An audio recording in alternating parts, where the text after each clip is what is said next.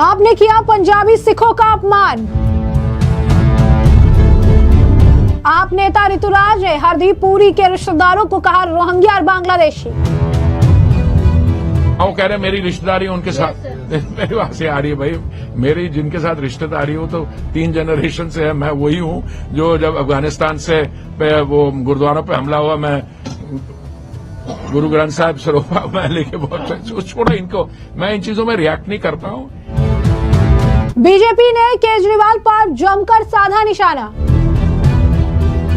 वो ये कहकर सिखों का मजाक उड़ा रहे थे कि हरदीप सिंह पुरी जी के रिश्तेदार हैं रोहिंग्यास और बांग्लादेशी। इसलिए बिट्टू जी और मैं आज अरदास करने आए थे बगला साहब गुरुद्वारा साहब में कि इनको कुछ सतमत बख्शे, इनको कुछ सद्बुद्धि बख्शे, ताकि इनको समझ लगे कि सिखों की कुर्बानियां क्या हैं। जितनी देर भगवंत मान और केजरीवाल जितनी देर ये माफी नहीं मांगेंगे तो लगातार दिल्ली के पंजाबी और सिख जहां भी ये जाएंगे इनका विरोध होगा, इनसे प्रश्न पूछे जाएंगे और अगर नहीं देंगे तो हम खुद जाके ये बात सामने करेंगे भी आपने जो गुरुओं ने जिन मुगलों को इस देश पे अत्याचार, हमारी बहू बेटियों की इज्जत बचाने के लिए हमारे गुरुओं ने शहादतें दी, आप उन मुगलों से सिखों को और पंजाबियों को जोड़ रहे हैं। आज रोहिंग्या और बांग्लादेश के प्रेमी आम आदमी पार्टी के लोग अगर सिख धर्म पे हमला करते हैं तो ये पूरे सिख धर्म के साथ साथ पूरे पंजाबी समुदाय पे भी हमला है। ऋतुराज झा को आपसे बाहर निकाले केजरीवाल, सिख समुदाय से माफी मांगे बीजेपी। आम आदमी पार्टी के नेता ऋतुराज झा एक बार फिर चर्चा में हैं और इस बार अपने बड़बोलेपन के वजह से, जहां पर ऋतुराज झा ने एक ऐसा विवादित बयान दिया है जिस बयान को लेकर अब अरविंद केजरीवाल और साथ ही साथ पूरी आम आदमी पार्टी पर बीजेपी निशाना साध रही है। ऋतुराज झा के नॉमिनेशन रद्द करने की मांग कर रही है, तो साथ ही साथ अब यह भी कह रही है कि अरविंद केजरीवाल, भगवत मान और ऋतुराज झा को माफी मांगने की जरूरत है। तो ऐसा क्या कर दिया है इस बार ऋतुराज झा ने? इस बार ऋतुराज झा ने ऐसा क्या बयान दे दिया है, आइए विस्तार से जान लेते हैं। तो आपको बता दें कि आम आदमी पार्टी के वरिष्ठ नेता ऋतुराज झा ने भाजपा पर आरोप लगाया कि उन्होंने केंद्रीय मंत्री हरदीप सिंह पुरी की तुलना रोहिंग्या और बांग्लादेशियों से की है। जी हाँ, बिल्कुल सही सुना आपने, ऋतुराज झा पर भाजपा ने आरोप भी लगाया और साथ ही साथ ऋतुराज झा ने यह कहा कि जो हरदीप सिंह पुरी है उनके रिश्तेदार रोहिंग्या और बांग्लादेशी है। बस क्या था, ये मुद्दा जो है इस वक्त काफी ज्यादा आग की तरह तूल पकड़ता नजर आया। ये मामला और इनका ये बयान जो है काफी ज्यादा वायरल होने लगा और ये कहने लगे क्योंकि दिल्ली में रोहिंग्या से जुड़ा हुआ मामला जो है वो एक बहुत बड़ा मामला है, अतिक्रमण से जुड़ा मामला जो है एक बहुत बड़ा मामला है। और ऐसे में जिस तरीके से हरदीप सिंह पुरी की तुलना और उनके रिश्तेदारों को लेकर उन्होंने रोहिंग्या और बांग्लादेशी का, इसके बाद ही ये पूरा मामला जो है गर्मा गया और इस मामले पर बीजेपी हमलावर हो गई। खासकर इस मामले को लेकर हरदीप सिंह पुरी का भी बयान सामने आया है। क्या कुछ कहना है हरदीप सिंह पुरी का, जरा सुनिए। नहीं और रोहिंग्या का भी मुद्दा है। वो कह रहे हैं मेरी रिश्तेदारी उनके साथ मेरी बात से आ रही है भाई, मेरी जिनके साथ रिश्तेदारी हो तो 3 जनरेशन से है। मैं वही हूँ जो जब अफगानिस्तान से वो गुरुद्वारों पे हमला हुआ, मैं गुरु ग्रंथ साहिब सरोपा मैं लेके बहुत छोड़ा इनको, मैं इन चीजों में रिएक्ट नहीं करता हूं। ये एक देखिए, राजनीति में कई किस्म के पॉलिटिकल डिस्कोर्स होते हैं। ये जो है ये मैं समझता हूं ये कुछ घटियापन पे उतर आया है और इस समय दिल्ली के सामने जो चॉइसेस हैं, जो देश में प्रगति हो रही है वो दिल्ली में भी हो, इसलिए मैं तो उस चीज पे, और हमारा मैनिफेस्टो पहला पार्ट तो आ गया जो हमने विमेन, किसी आपने मोदी जी ने पिछले 10-11 साल में क्या किया, we have gone from women led development, women centred development. हमारे सिख रिलीजन में मैं इसलिए नहीं क्योंकि मैं एक प्रैक्टिसिंग सिख हूं, मैं और कह रहा हूं जो हमारे ग्रंथ साहब में हमारे जो गुरुओं ने कहा है, टोटल जेंडर इक्वालिटी, हमारे यहाँ कोई जेंडर डिस्क्रिमिनेशन नहीं है। और हमारी फैमिलीज में, तभी मैं पूछता हूं लोगों को, हमारी जो माताएं हैं, हमारी बहनें हैं, they are the fulcrum of the family, इसलिए सिख फैमिलीज कोहेसिवली रहती हैं। दूसरा, हमारे यहाँ कोई वैसे कास्ट सिस्टम नहीं है, गुरु साहब के गुरुद्वारे में जाके सारे जमीन पे बैठ के लंगर लेते हैं, कीर्तन होता है, एक एगैलिटेरियन रिलीजन है। इसको भी इन्होंने क्या कैसे डील किया है? वो कहते हैं ना मीटिंग ऑफ द माइंड, ये तो मीटिंग ऑफ द हार्ट्स है। ये हमारे ही लोग हैं, इनमें से थोड़े एक दो हैं जिनकी आयु जो है मुझसे ज्यादा है। सरदार साहब यहाँ पे बैठे हैं, बहुत लोग रावलपिंडी से भी आए हुए हैं और मेरे फादर की जनरेशन वो भी रावलपिंडी से आए थे, तो वो जो गांव होगा शायद अलग होगा। देखिए आज मैं यहाँ आया हूँ, दो कारण है। एक तो मैं भाजपा का कार्यकर्ता के नाते मैं अपने कैंडिडेट के लिए वोट मांगने आया हूं, पर अब सिर्फ वो इशू नहीं है। ये जो आने वाला चुनाव है जिसके लिए 5 तारीख को मतदान होगा, ये मैं समझता हूं हमारे इतिहास में और खास करके दिल्ली के इतिहास में एक बड़ा one of a kind election है। उसका क्यों? देखिए देश कहां का कहां पहुंच रहा है। आपको पता होगा जब हमने 1947 में जब हम देश आजाद हुआ उस समय हमारी अर्थव्यवस्था क्या थी। 2014 में जब मोदी जी आए उस समय अर्थव्यवस्था क्या थी। हम 11वें 10वें स्थान पे थे। भारत के बारे में कहा जाता था हम फ्रेजाइल 5 में हैं, कि जो फ्रेजाइल का वो होता है ना स्टिकर, आप लोग ट्रैवल कर रहे हैं तो सूटकेस पे लगा होता है, फ्रेजाइल का मतलब टूट सकती है, मतलब वो स्थिति थी। आज हम विश्व भर में 5वें स्थान पे हैं और इसी वर्ष आईएमएफ कहती है कि हम 5वें से 4थे स्थान आ रहे हैं और जो हमारी अर्थव्यवस्था $4 ट्रिलियन है वो इस साल अगले साल तक शायद हम 3रे स्थान पे गए। तो देश तो तरक्की कर रहा है। हमारी डिसअपॉइंटमेंट क्या है कि जिन्होंने दिल्ली का दायित्व संभाला 10 साल पहले, मैं माननीय मुख्यमंत्री जी की बात कर रहा हूं, उन्होंने वादे तो बहुत किए कि हम तो राजनीतिक दल है ही नहीं, हम तो राजनीति में आए नहीं, हम तो भ्रष्टाचार के खिलाफ जो आंदोलन अन्ना जी ने किया उसमें आए हुए हैं। और क्या घूमते इन्होंने क्या किया, मैं एक आम आदमी हूं, मैं मफलर पहनता हूं, मैं वैगन आर की फ्रंट सीट में बैठता हूं, मैं लाल बत्ती नहीं इस्तेमाल करूंगा, मैं सरकारी गाड़ी नहीं लूंगा। और अभी किसी ने आरटीआई की वो दी है एप्लीकेशन, उसमें पूछा कि आप इनके दिल्ली सरकार ने माननीय मुख्यमंत्री जी की गाड़ियों पे कितना खर्चा किया। पता क्या आंसर आया? 1,45,00,000 रुपए। एक व्यक्ति जो गाड़ी इस्तेमाल नहीं करना चाहता, जो लाल बत्ती नहीं करेगा। अच्छा, कोई इनसे पूछिए नहीं। 2015 में इन्होंने कहा कि मैं अगर जमुना जी साफ नहीं हुई तो मैं आपसे वोट मांगने नहीं आऊंगा, 2015 में। 2020 में वही कहा, अगर जमुना जी साफ नहीं हो तो मैं वोट मांगने नहीं आऊंगा। फिर क्या हुआ? अब 2025 हो गए, अब फिर वोट मांगने आ रहे। अब कह रहे हैं, रिश्तेदार साहब बता रहे थे मेरे को कि 5 साल और दूं। देखिए ऐसा है, ये कहानियां सुनाने के लिए मैं world class education, world class health system, तो इस समय सबसे बड़ी प्रायोरिटी ये है कि दिल्ली को विकसित बनाना है। दिल्ली के शहर में जहां पे आबादी बढ़ गई है, 1947 में 8 लाख थी आबादी, यहां पे जनसंख्या 8 लाख थी।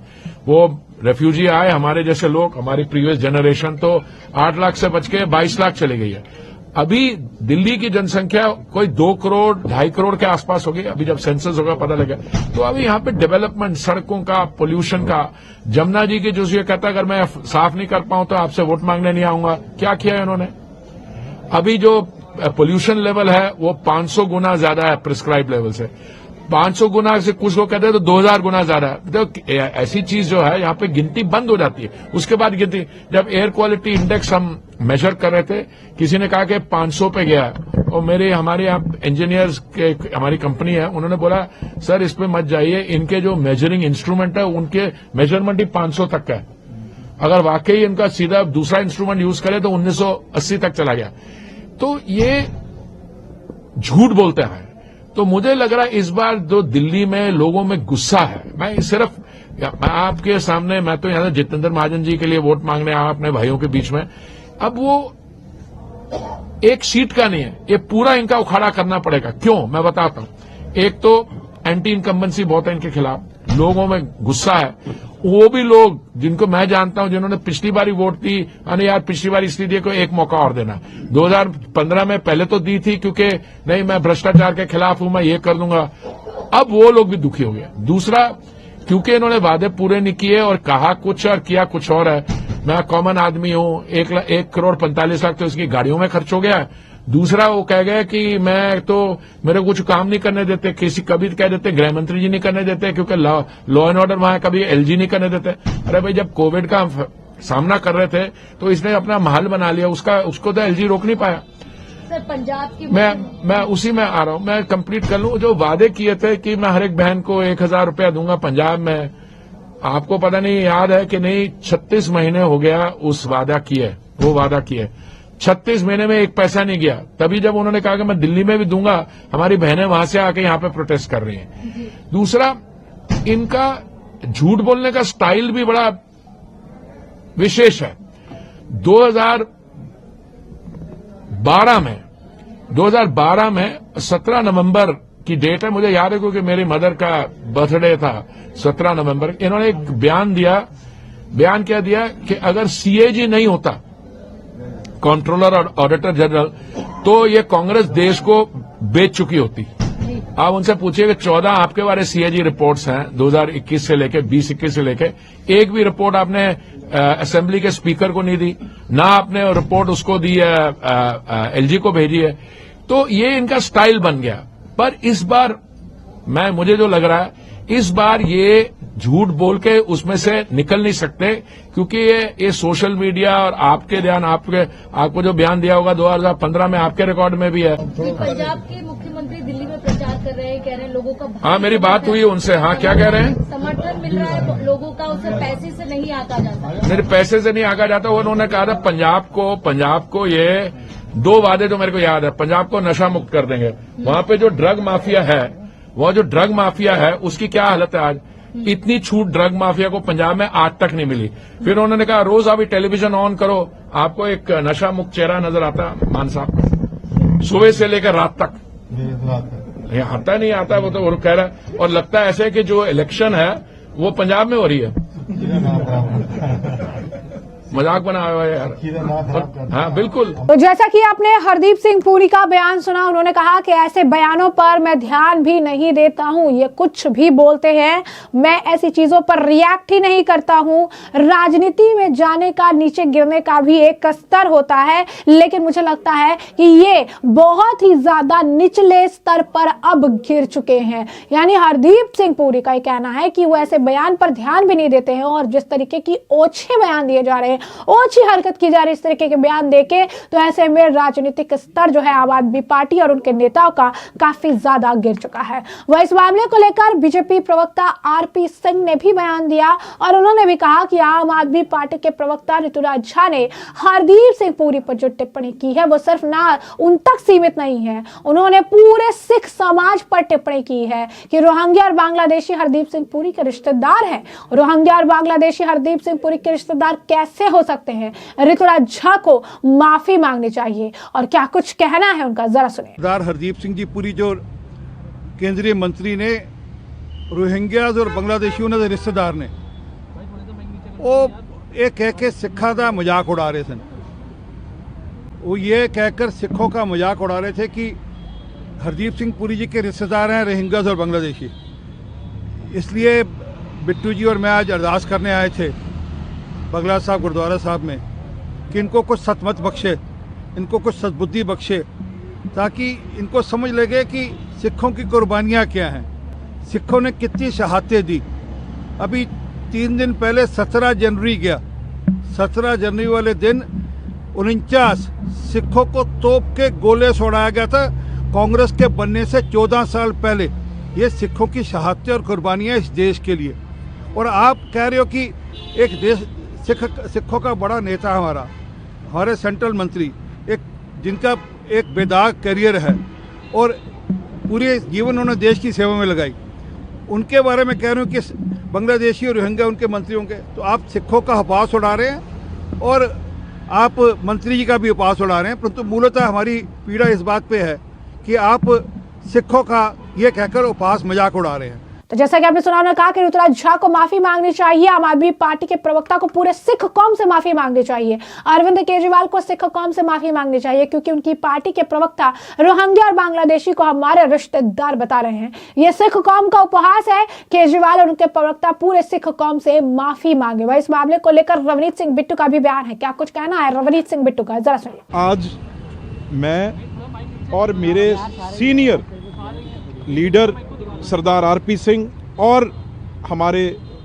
सिख या पंजाबी भाईचारे के लोग हमारे साथ आज गुरुद्वारे जाके हमने पहले तो मतलब गुरु से ओट आसरा लिया है, उनकी शरण में आए हैं कि गुरु हमें ताकत दे भी इनका जो ऐसे दुष्ट लोग हैं, जो ऐसे पापी लोग हैं, उनका मुकाबला कर सकें।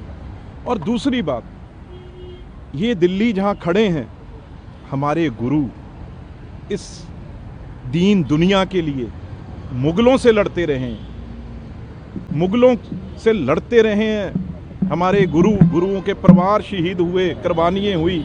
आज वही मुगल जो बांग्लादेशी रोहिंग्या, उनके साथ हमारे मंत्री जी हरदीप पुरी साहब को और हमें जो सिख या पंजाबी हैं उनके साथ मिलाया जा रहा है, और वो आम आदमी के नेशनल स्पोक्सपर्सन और एमएलए। और कहीं ना कहीं इसमें ये एक बड़ी साजिश है, वोट बैंक की साजिश है। बार बार एक सिखों को, पंजाबियों को कहीं ना कहीं मुगलों से कंपेयर करके, मुगलों से जोड़ के, इसका मतलब क्या है भाई? ये किस वोट बैंक को टारगेट कर रहे हैं, क्या कर रहे हैं, इसके पीछे क्या है? तो इसलिए आज बहुत गंभीरता से हमने अपने गुरु को आके उनकी शरण में आए हैं। और जितनी देर भगवंत मान और केजरीवाल जितनी देर ये माफ़ी नहीं मांगेंगे, तो लगातार दिल्ली के पंजाबी और सिख जहां भी ये जाएंगे इनका विरोध होगा, इनसे प्रश्न पूछे जाएंगे, और अगर नहीं देंगे तो हम खुद जाके ये बात सामने करेंगे भी आपने जो गुरुओं ने जिन मुगलों को इस देश पे अत्याचार, हमारी बहू बेटियों की इज्जत बचाने के लिए हमारे गुरुओं ने शहादतें दी, आप उन मुगलों से सिखों को और पंजाबियों को जोड़ रहे हैं। तो जैसा कि आपने रवनीत सिंह बिट्टू का सुना, उन्होंने भी ये कहा कि भगवत मान और इनके हालात ऐसे हैं, इनकी स्थिति ऐसी है कि इस तरीके के बयान देते हैं, सिखों का अपमान करते हैं। सिखों का एक बैकग्राउंड रहा है, उन्होंने कितनी शहादत दी है देश के लिए, उसके बावजूद इस तरीके से केजरीवाल जो है पहले पूर्वांचलियों का और उसके बाद सिखों का अपमान कर रहे हैं। और इस बयान को लेकर अरविंद केजरीवाल को आम जनता से माफी मांगनी चाहिए। इस बयान को लेकर केजरीवाल, भगवत मान और आम आदमी पार्टी के प्रवक्ता ऋतुराज झा को जो है माफी मांगनी चाहिए और ऋतुराज झा को पार्टी से निकाल देना चाहिए। अरविंद केजरीवाल को उनका नामांकन जो वो भी रद्द करना चाहिए। इस तरीके के बयान जो है, उन्हें चुनाव नहीं लड़ने का मौका देना चाहिए। इस तरीके के बयान बिल्कुल भी बर्दाश्त नहीं किए जाएंगे। वह इस मामले पर लगातार जो है रिएक्शंस देखने के लिए मिल रही है। इस बीच इस मामले को लेकर वीरेंद्र सचदेवा जो है उनका भी बयान सामने आया। क्या कुछ कहना है बीजेपी नेता वीरेंद्र सचदेवा का, जरा सुनिए। केजरीवाल या आम आदमी पार्टी को पता नहीं है। गुरु नानक जी से लेकर, गुरु गोविंद सिंह जी से लेकर, गुरु हरकिशन जी से लेकर, गुरु अर्जुन देव जी से लेकर सिक्खी का जो इतिहास है वो शहादत का इतिहास है, वो बलिदान का इतिहास है, वो एक ऐसे देशभक्ति का इतिहास है जिसने हिंदू धर्म को, सनातन को बचाने के लिए एक तरह से मुगलों से और जो आक्रमणकारी से उनसे लोहा लेने का काम किया है।